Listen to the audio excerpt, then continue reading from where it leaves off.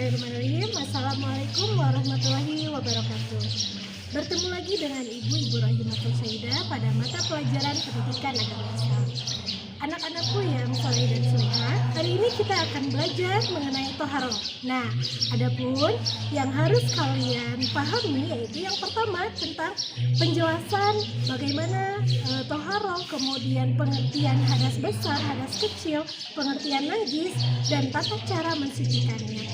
Untuk itu, marilah kita simak penjelasan berikut ini. Sebelumnya, yuk kita simak dulu Quran Surat Al-Maidah ayat 6. Ya ayyuhalladzina amanu idza qumtum ila as-salati faghsilu wujuhakum wa aydiyakum ila al-marafiq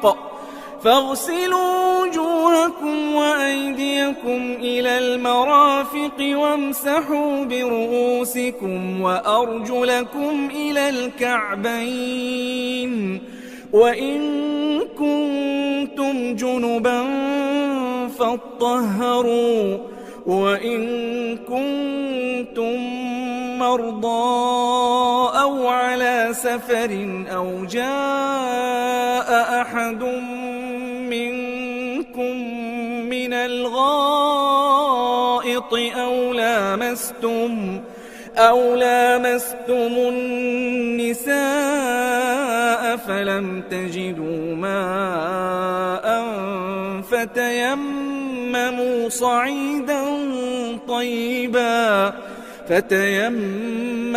صعيدا طيبا فامسحوا بوجوهكم وأيديكم منه ما يريد الله ليجعل عليكم من حرج ولكن يريد ليطهركم وليتم نعمته عليكم لعلكم تشكرون. Kali ini kita akan belajar tentang toharoh, yaitu KD 3.7, memahami ketentuan bersuci dari hadas besar berdasarkan ketentuan syariat Islam. Adapun tujuan pembelajarannya yaitu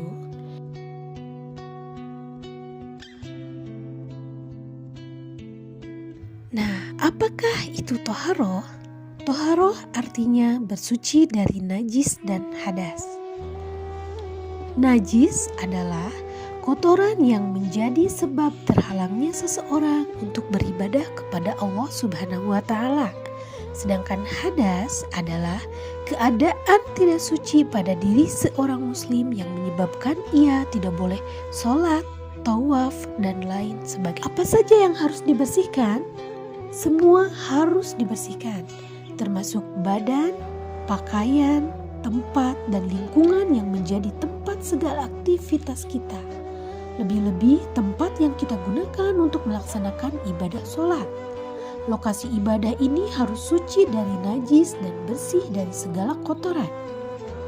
Pasti akan menjadi lebih sempurna dan bermakna. Toharoh meliputi dua hal, yaitu toharoh dari najis dan toharoh dari hadas. Toharoh dari najis maksudnya adalah membersihkan sesuatu dari najis. Ada 3 macam najis, yaitu najis mukhafafah, mutawasitoh, dan najis mughaladoh. Najis mukhafafah adalah najis yang ringan, seperti air kencing bayi laki-laki yang belum berumur 2 tahun dan belum makan apapun kecuali air susu ibunya. Cara mensucikannya sangat mudah, cukup dengan memercikkan atau mengusapkan air yang suci pada permukaan yang terkena najis. Yang kedua ada najis mutawasitoh, adalah najis pertengahan. Contoh najis jenis ini adalah darah, nanah, air seni, tinja, bangkai binatang, dan sebagainya. Najis jenis ini ada 2 macam, yaitu najis hukmiyah dan najis ainiyah. Najis hukmiyah diyakini adanya tetapi tidak nyata wujudnya, bau dan rasanya. Cara mensucikannya adalah cukup dengan mengalirkan air pada benda yang terkena najis. Sedangkan najis ainiyah adalah najis yang tampak wujudnya dan bisa diketahui melalui bau maupun rasanya. Cara mensucikannya adalah dengan menghilangkan zat, rasa, warna, dan baunya dengan menggunakan air yang suci.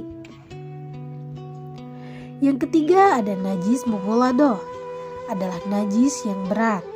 Najis ini bersumber dari anjing dan babi. Cara mensucikannya melalui beberapa tahap, yaitu dengan membasuh sebanyak 7 kali. 1 kali diantaranya menggunakan air yang dicampur dengan tanah. Hadas dibagi menjadi 2. Yang pertama hadas besar dan yang kedua hadas kecil. Kita terkena hadas kecil apabila mengalami atau melakukan salah satu dari 4 hal, yaitu yang pertama keluar sesuatu dari kubul, kemaluan, dan dubur. Yang kedua hilang akal seperti tidur.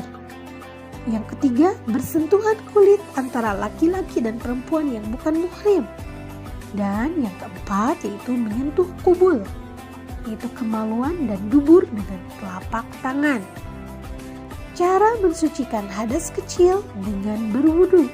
Apabila tidak ada air atau terkena sesuatu hal, maka bisa dengan tayamum. Nah, bagaimana dengan hadas besar?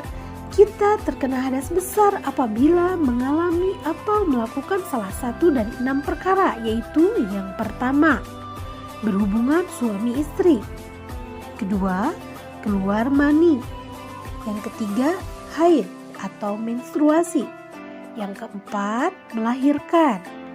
Yang kelima, nifas. Dan yang keenam, meninggal dunia. Cara mensucikannya adalah dengan mandi wajib, yaitu membasahi seluruh tubuh dari ujung rambut sampai ujung kaki. Apabila tidak ada air atau karena sesuatu hal, maka bisa dengan tayamum. Masalah hadas besar bagi perempuan menjadi sangat penting dan menarik untuk dipelajari. Perempuan mengalami peristiwa khusus yang tidak dialami oleh seorang laki-laki.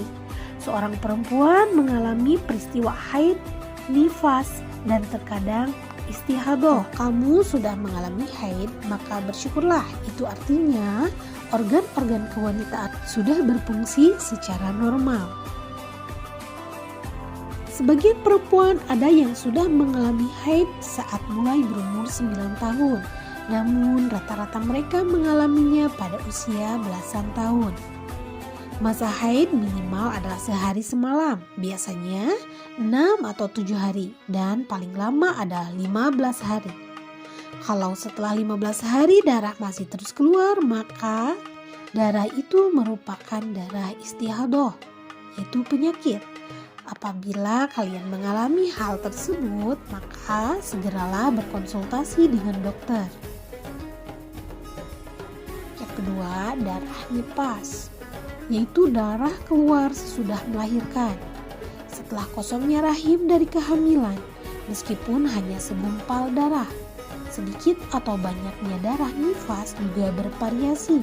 Ada yang hanya 1 tetes, keluar sehari atau 2 hari.